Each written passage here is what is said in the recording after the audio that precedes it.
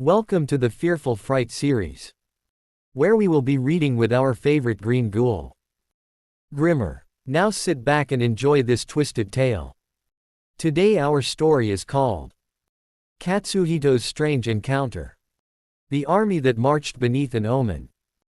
The banners of Oda snapped like wounded birds in the winter wind.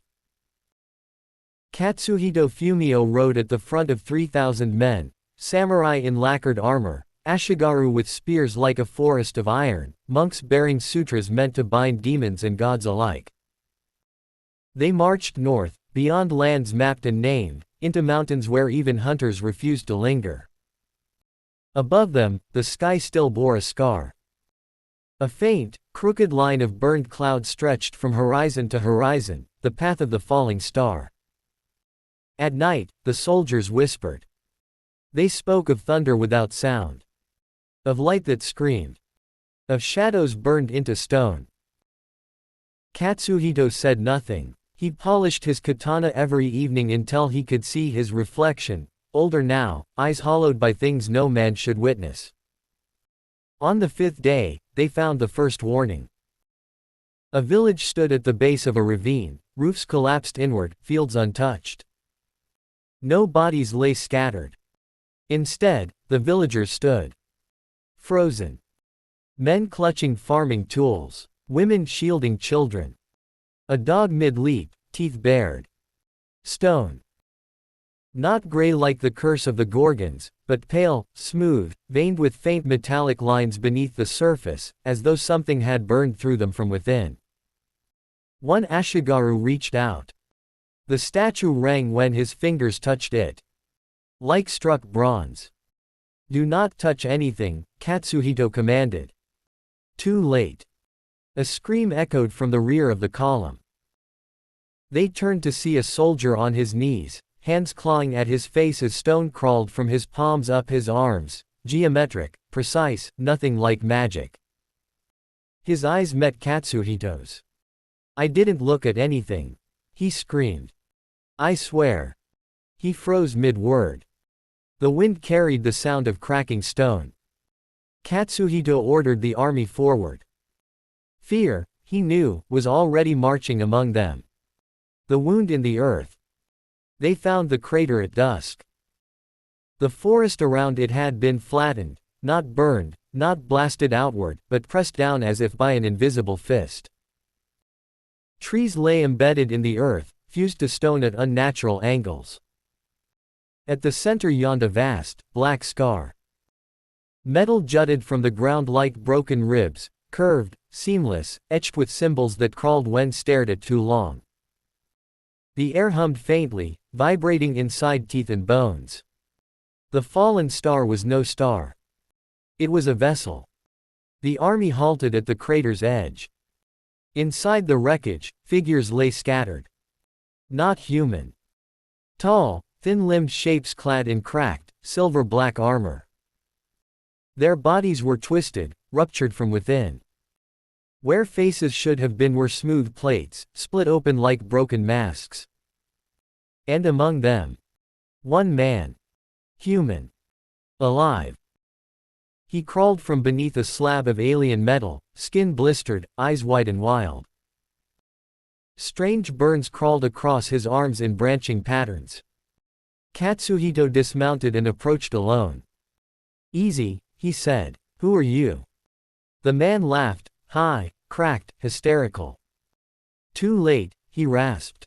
All too late. He looked past Katsuhito toward the army. His smile widened in terror and awe.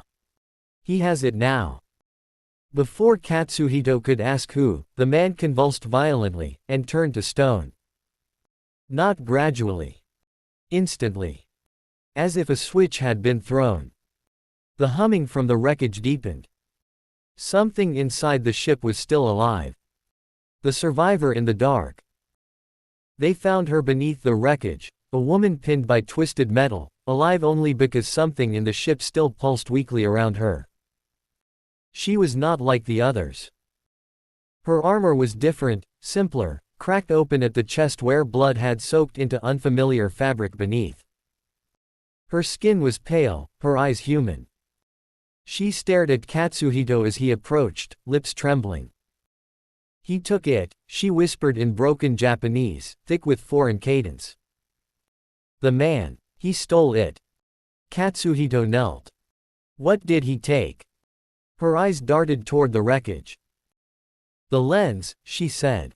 A sculptor of matter. A relic. Forbidden even to us. She coughed, blood flecking her lips. He doesn't understand it. He just uses it. Uses it how? Her gaze sharpened with fear. It doesn't turn people to stone, she said. It records them. Freezes them between moments. Perfect. Eternal. Katsuhito felt cold.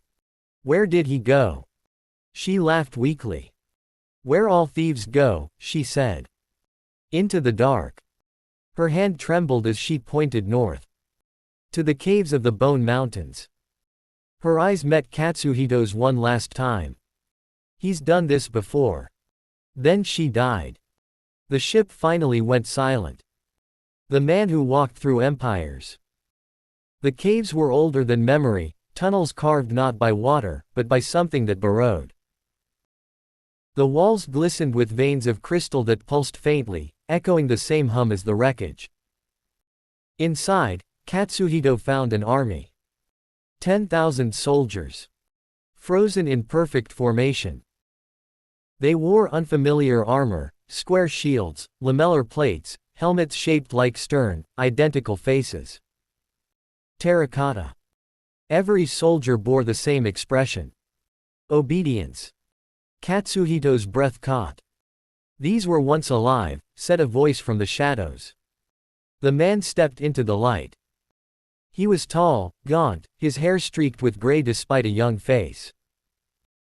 Strange scars traced his temples, his neck, his hands, burns from holding things no human should. In his grasp was a device the size of a human skull, smooth, metallic, its surface shifting with faint internal light. The lens. I did not kill them, the man said calmly. I preserved them. Katsuhito raised his blade. You turned an army into statues. The man nodded. The first emperor of Qin, he said. He wanted immortality. I gave him eternity. Katsuhito stiffened. You're lying. I'm old, the man replied softly. Older than you think. He tapped the device. This is not the first ship I've found. Nor the second. They fall from the sky every few generations, scouts, watchers, gardeners of civilizations. His eyes burned with terrible certainty. I hunt them. The cave trembled as stone soldiers shifted slightly, responding. You followed them from China, Katsuhito said. Yes, the man replied. And now they've come here. He raised the lens. And Japan will not be helpless. The battle of frozen time. The lens flared. Stone surged. Terracotta soldiers moved, not stiffly, but perfectly, their movements precise and inhuman. An army reborn in silence. Katsuhito charged. Steel rang against stone that yielded, flowing, adjusting, repairing itself. Every blow he struck was studied, learned. The man watched intently, adjusting the lens, sculpting the battlefield like clay. Remarkable, he murmured. You resist better than most. Katsuhito hurled himself through the stone ranks, leaping, striking, shattering, but the army reformed endlessly. He saw then. The man wasn't trying to kill him. He was testing him. Katsuhito made a choice. He threw down his katana. The stone army froze. The man blinked, startled. You spare me? He asked.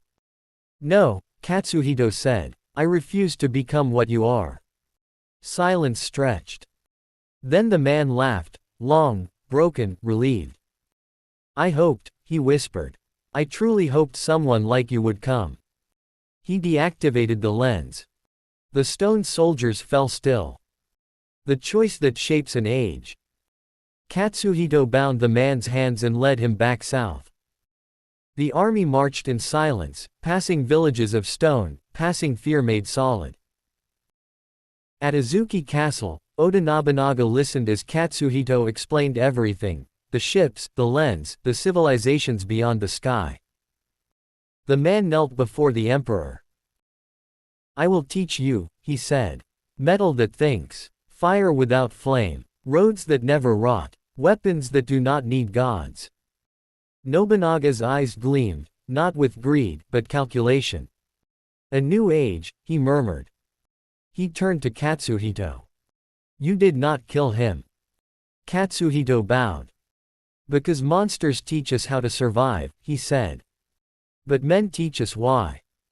That night, far beyond Japan's shores, something else fell from the sky. And this one did not break. To be continued.